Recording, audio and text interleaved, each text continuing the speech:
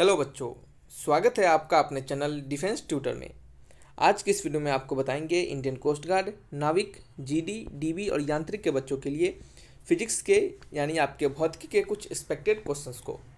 यह आपके फिजिक्स का लेक्चर नंबर 25 होगा। इससे पहले हमने आपके लिए 24 और भी लेक्चर्स को दिया है, तो जिन्होंने भी अभी तक उन सभी लेक्चर्स को नहीं देखा है तो प्लेलिस्ट से जाकर देख सकते हैं। बच्चे आपको बता दें कि यह आज का जो वीडियो होगा, हमारा जो टॉपिक होगा आज की इस वीडियो का वो होगा हीट एंड टेम्परेचर। यानी इस वीडियो में हम आपके टॉपिक हीट एंड टेम्परेचर से रिलेटेड क्वेश्चंस को करवाएंगे। इससे पहले भी हमने कुछ वीडियो में हीट एंड टेम्परेचर से रिलेटेड क्वेश्चंस को करवाया है और भी डिफरेंट आपके टॉपिक जो एग्जामिनेशन में आपके पूछे जाते हैं उनसे रिलेटेड क्वेश्चंस को भी करवाया है। तो जाकर सभी वीडियो को आप जरूर देखें।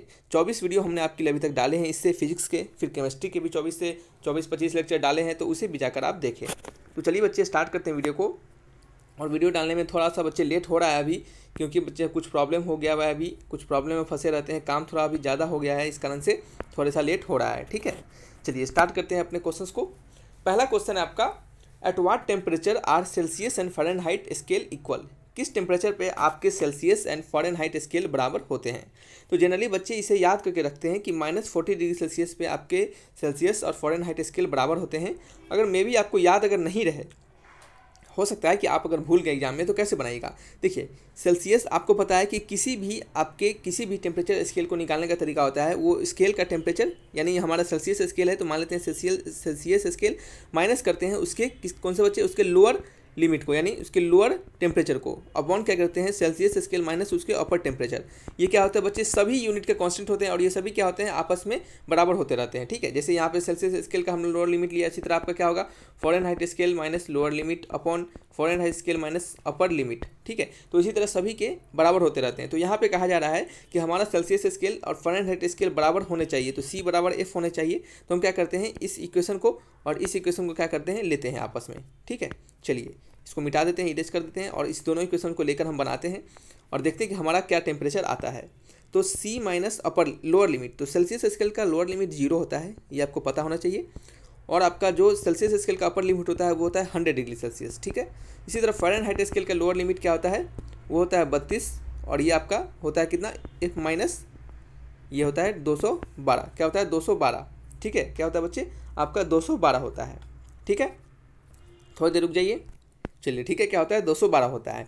तो अब हम क्या करने वाले हैं, हमें पता है कि सेल्सियस बराबर फ़ारेनहाइट स्केल करना है इस क्वेश्चन में, तो हम क्या करेंगे, इफ़ के जगह पे सिंपली इफ़ को हटा के C ही डाल देते हैं। क्यों, क्योंकि सेल्सियस को फ़ारेनहाइट स्केल के बराबर करना है हमें। तो बस अब क्रॉस मल्टीप्लाई करेंगे तो ये हो जाएगा C² और माइनस क्या हो जाएगा बच्चे आपका 212 नहीं, क्या हो जाएगा 212 इंटू C हो जाएगा, फिर इक्वल हो जाएगा किसके, C² माइनस 32C और क्या हो जाएगा बच्चे आपका C² minus 32C minus 100C और क्या हो जाएगा प्लस 3200। ठीक है, C² से C² कट जाएगा और ये आपका हो जाएगा 100 माइनस 100C माइनस 32 कितना हो जाएगा बच्चे, माइनस 132। तो ये आपका इधर आ जाएगा, तो ये क्या हो जाएगा बच्चे आपका 132C minus 212C equal to क्या हो जाएगा आपका बच्चे 3200 हो जाएगा। ठीक है, चलिए इसको जब सब्ट्रैक्ट कीजिएगा तो ये आपका आएगा -80C और ये बराबर आएगा आपके किसके 3200 के, यानी 3200 के बराबर। तो 0 से 0 कट जाएगा और 8 से कितना 40 टाइम्स कटेगा, तो C का वैल्यू क्या हो गया -40 और ये क्या हो गया डिग्री सेल्सियस में आ गया। तो आपको पता चल गया कि ये जो हमारा होगा C का वैल्यू, ये क्या होगा -40 डिग्री सेल्सियस के बराबर होगा। तो C का वैल्यू क्या होगा -40। ठीक है, -40, तो आपका -40 डिग्री। तो आपको क्या पता चला कि सेल्सियस स्केल फ़ारेनहाइट स्केल जो होता है हमारा -40 डिग्री पे क्या होता है, बराबर हो जाता है। तो क्या हो गया, उसका ऑप्शन नंबर B हो गया। अगर आपको याद रहता है तो कोई दिक्कत नहीं, एक लाइन में आंसर आपको बना लीजिएगा और याद रहना भी चाहिए क्योंकि वहाँ पे आपके पास समय कम होते हैं। ठीक है, चलिए आपको अगर नहीं याद रहता है तो इस पूरे मेथड को लगाइएगा, आंसर तब भी आएगा। ठीक है, चलिए नेक्स्ट क्वेश्चन है हमारा, what would happen to a hole in a metal sheet when the sheet is heated? क्या होगा हमारे होल का, जो कि अगर किसी होल को हम मेटल शीट में बनाए गए हैं, जैसे मान लेते हैं कि ये हमारा मेटल शीट होगा। ठीक है, इसके अंदर हम छोटा सा एक होल बना दिए, छिद्र है क्या, इसके अंदर छोटा सा एक छिद्र है। ठीक है, तो आपको कहा जा रहा है, जैसे ऐसे कर लेते हैं इसको, जैसे ये हमारा क्या है, मेटल शीट है। ठीक है, ये मेटल शीट है। What happen to a hole in a metal sheet when sheet is heated? तो जैसे मान लेते हैं ये हमारा मेटल शीट है और ये क्या है बच्चा, होल है बीच में बना हुआ, जो ब्लू कलर का आपको दिख रहा है ये आपका होल है और ये पूरा क्या हमारा मेटल शीट है। ठीक है, मेटल शीट है। चलिए इसको थोड़ा सा और अच्छे से कर लेते हैं ताकि आपको क्या हो, अच्छे से क्लियर हो, समझे। चलिए देखिए, ये क्या है आपका मेटल शीट है। ठीक है। और ये क्या है आपका बच्चे,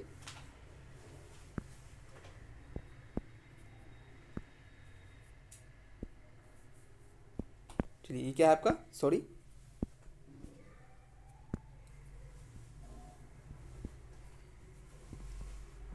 ये क्या है आपका होल है, ठीक है। ये आपका मेटल सीट है बड़ा वाला, ये आपका क्या है मेटल सीट है, और ये क्या है आपका मेटल सीट, और ये क्या है आपका बच्चे होल है। तो ये आपका मेटल सीट है और नीचे वाला क्या है, छोटा वाला गोला क्या है, ये आपका होल है। तो आपको क्या करना है, आपको बताया जा रहा है कि अगर हम मेटल सीट को, इस मेटल सीट को अगर हम क्या करते हैं हीट करते हैं, तो हमारा ये जो होल होता है वो कैसा होगा, होल इंक्रीज करेगा, आपका होल जो होगा वो डिक्रीज करेगा साइज में, या फिर इंक्रीज करेगा, या फिर क्या होगा कोई चेंजिंग नहीं आएगा, या फिर क्या होगा फर्स्ट इंक्रीज करेगा, फिर क्या होगा देन डिक्रीज करेगा, ठीक है।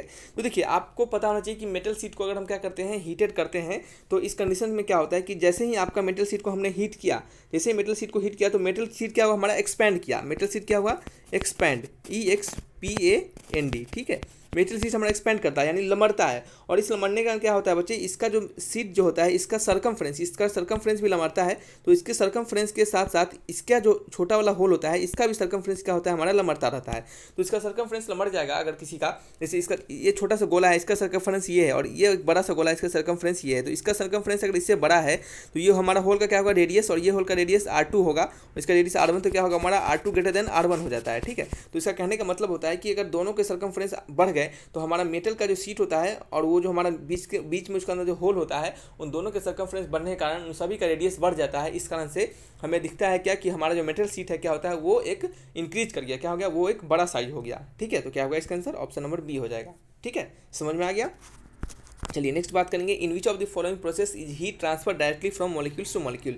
किस प्रोसेस में आपकी जो हीट ट्रांसफर होते हैं वो मॉलिक्यूल से मॉलिक्यूल में ट्रांसफर होते हैं, यानी मॉलिक्यूल टू मॉलिक्यूल जाते हैं, ठीक है। तो याद देखिएगा बच्चे, कंडक्शन प्रोसेस में क्या होता है हमारा हीट ट्रांसफर होता है मॉलिक्यूल टू मॉलिक्यूल, ठीक है। क्या होता है मॉलिक्यूल टू मॉलिक्यूल, यानी एक मॉलिक्यूल से दूसरे नेबरिंग मॉलिक्यूल में क्या होता है हमारा हीट क्या होता है बच्चे ट्रांसफर हो जाता है, ठीक है, ठीक है। चलिए नेक्स्ट बात करेंगे, इसी टाइप का एक और क्वेश्चन है। यहाँ पे कहा जा रहा है कि in which of the following process heat transfer no medium is required.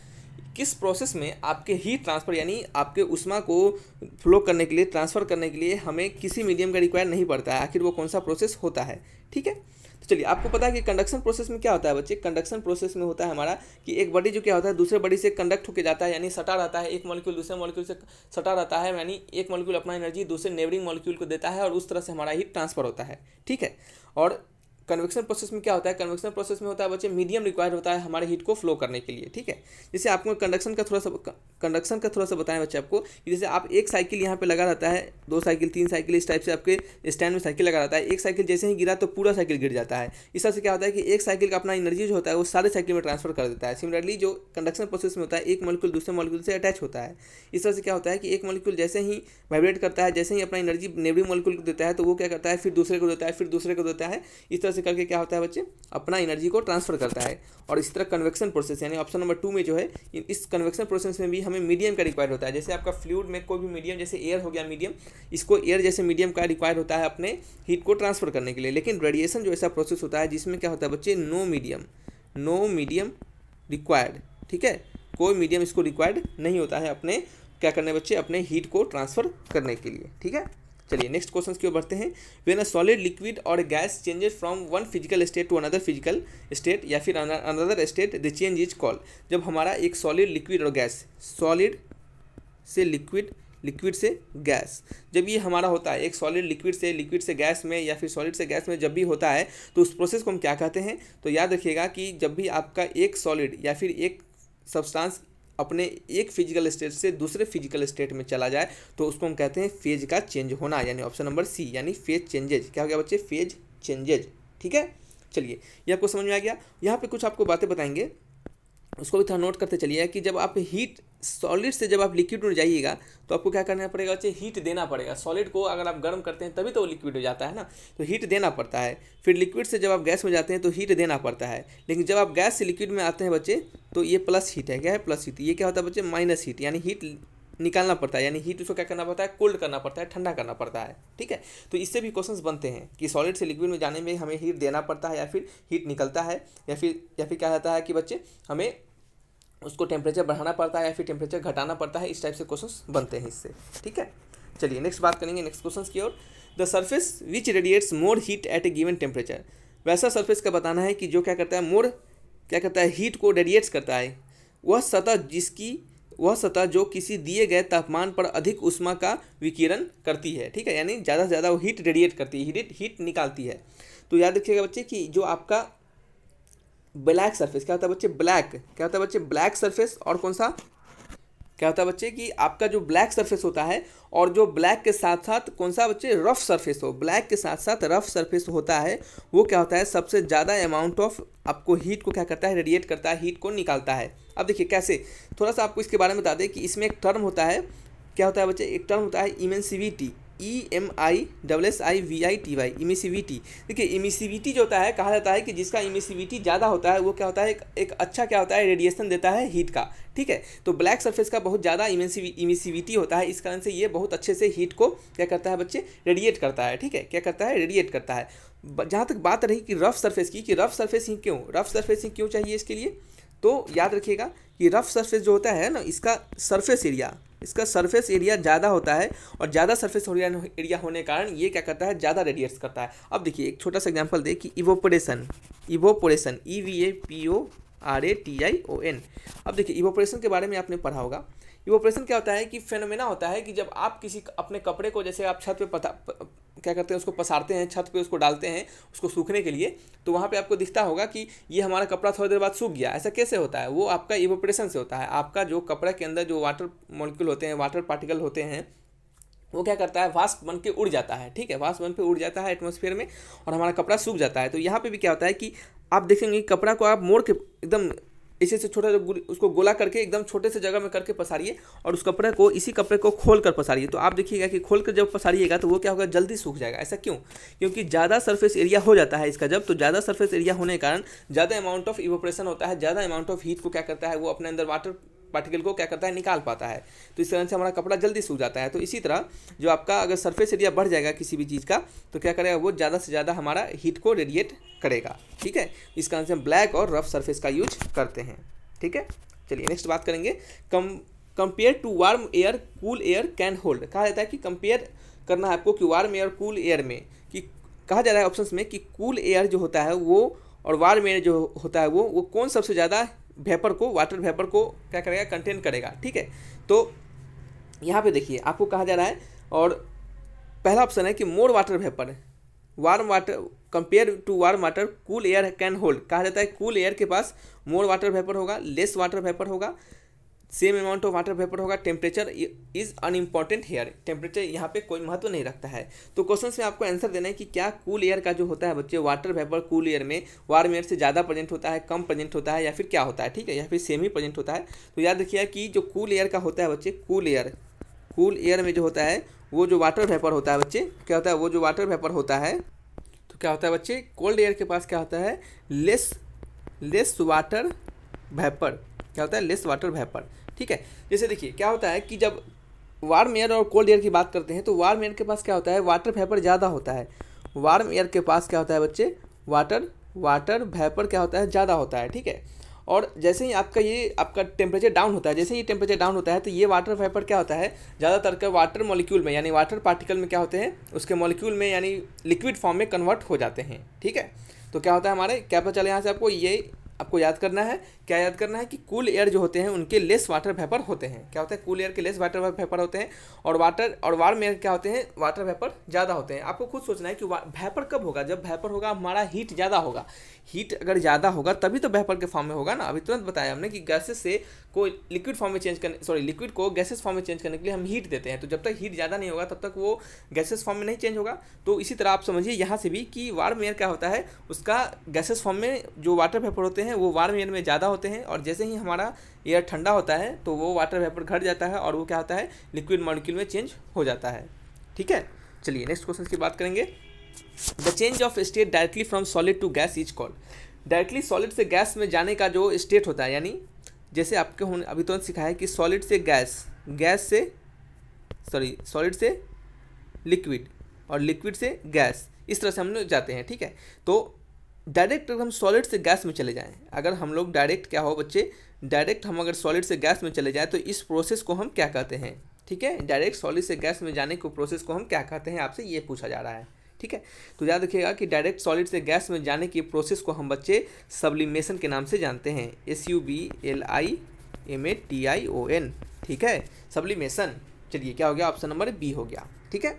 चलिए नेक्स्ट क्वेश्चन की बात करेंगे। Which of the following is use for measuring the high temperature, इन सभी में से कौन सा ऐसा इंस्ट्रूमेंट है जिससे कि हम हाई टेम्परेचर को मेजर करने के लिए यूज करते हैं, ठीक है। तो याद रखिएगा कि वैसे instrument, an instrument use to measure high temperature is pyrometer, यानी ऐसे इंस्ट्रूमेंट जिनका हम यूज करेंगे टेम्परेचर, बहुत हाई टेम्परेचर को मेजर करने के लिए, तो उस आपके जो डिवाइस होंगे, उस आपके जो कंपोनेंट होंगे उस डिवाइस का, या फिर क्या है, आप सिंपली वो जो डिवाइस होगा उसे हम पायरोमीटर के नाम से जानेंगे, ठीक है। तो क्या हो गया कि वैसा डिवाइस जिसे कि हम हाई टेम्परेचर को मेजर करने के लिए यूज करेंगे, तो उस डिवाइस का नाम क्या होगा, उस डिवाइस का नाम होगा पायरोमीटर, ठीक है। पायरोमीटर क्या करते हैं बच्चे, हम हाई टेम्परेचर को मेजर करने के लिए यूज करते हैं, ठीक है। चलिए क्या हो गया इसका आंसर, ऑप्शन नंबर डी हो गया, यानी याद करिए पायरोमीटर, पायरोमीटर को क्या करते हैं हम, high temperature measure, high temperature measure करने के लिए यूज करते हैं, ठीक है। देखिए मार्कर थोड़ा सा भी काम नहीं कर पा रहा है, इस कारण से प्रॉब्लम होता है, ये खुद से बनाया हुआ मार्कर है बच्चे, तो थोड़ा दिक्कत हो जाता है, ठीक है। चलिए नेक्स्ट बात करेंगे हम, if boiling water is taken to dark side of moon, अगर क्या कहा जाता है कि अगर उबलते हुए पानी को, बॉइलिंग वाटर, उबलते हुए पानी को अगर हम डार्क साइड ऑफ मून की तरफ ले जाएंगे, यानी मून के अंधेरे में, या फिर मून पे क्या है सिंपली, तो क्या होगा हमारा। तो याद रखिएगा कि किसी भी मून को अगर हम किसी भी आपके हम मून के किसी भी कोने में ले जाए, मून के डार्क साइड में ले जाए, या फिर any side of the moon, किसी मून के साइड में ले जाए, तो हमारा जो बॉइलिंग वाटर होगा वो क्या हो जाएगा बच्चे, वो आपका क्या हो जाएगा, इमीडिएटली फ्रीज हो जाएगा, यानी फ्रीज करने का मतलब वो तुरंत ही बर्फ़ जम जाएगा, उसमें क्या होगा, तुरंत ही बर्फ़ जम जाएगा, क्योंकि मून का जो टेम्परेचर होता है बच्चे, मून का जो टेम्परेचर है वो बच्चे क्या है, बहुत ही लो टेम्परेचर, यानी क्या है, वहाँ पे बहुत ठंडा है, इस कारण से भी आप समझते हैं कि वहाँ पे क्या हो जाएगा, हमारा इमीडिएटली फ्रीज हो जाएगा, और वहाँ पे एटमॉस्फेयर नहीं होने के कारण, मून पे बच्चे एटमॉस्फेयर नहीं होने के कारण हमारा वो जो वाटर होगा वो क्या होगा, थोड़ी देर के लिए फ्लोट करेगा, क्या होगा, थोड़ी देर के लिए फ्लोट करेगा, और वो क्या होगा, फ्लोट करने के बाद फ्रिज में कन्वर्ट हो जाएगा, यानी फ्रिज करने का मतलब वो जो आपका जिसमें खाना वाना रखते हैं वो वाला फ्रिज में कन्वर्ट नहीं हो जाएगा, क्या हो जाएगा, वो वाटर आपका फ्रीज हो जाएगा, यानी कहने का मतलब बर्फ़ जम जाएगा, ठीक है। चलिए तो क्या हो गया, ये आपका आंसर क्या हो गया, मून के किसी भी कोने में अगर हम बॉइल्ड वाटर को ले जाएंगे तो वो हमारा क्या हो जाएगा, इमीडिएटली फ्रीज हो जाएगा, इमीडिएटली कहने का मतलब तुरंत ही क्या हो जाएगा, बर्फ़ जम जाएगा, तुरंत ही फ्रीज हो जाएगा, ठीक है। चलिए बच्चे ये कुछ आपके 10 क्वेश्चन थे, ये वीडियो थोड़ा सा लेट से दिए हैं, इस कारण से इस वीडियो में हम आपको 10 क्वेश्चन दे दिए हैं, ताकि क्या हो, आपको थोड़ा सा 2 वीडियो का एक ही साथ आपको कोटा मिल जाए, ठीक है। हालांकि क्या होता है बच्चे, वीडियो लंबा हो जाने के कारण से हमें देने में 10 क्वेश्चन दिक्कत होती है, और ज़्यादा क्वेश्चन देने से बच्चे के ऊपर बर्डन भी होता है, ठीक है। तो चलिए वीडियो को यहीं तक रखते हैं, अच्छा लगा तो लाइक एंड सब्सक्राइब भी जरूर कीजिएगा। तो चलिए बच्चे, thanks for watching my video, तब तक के लिए बाय बाय।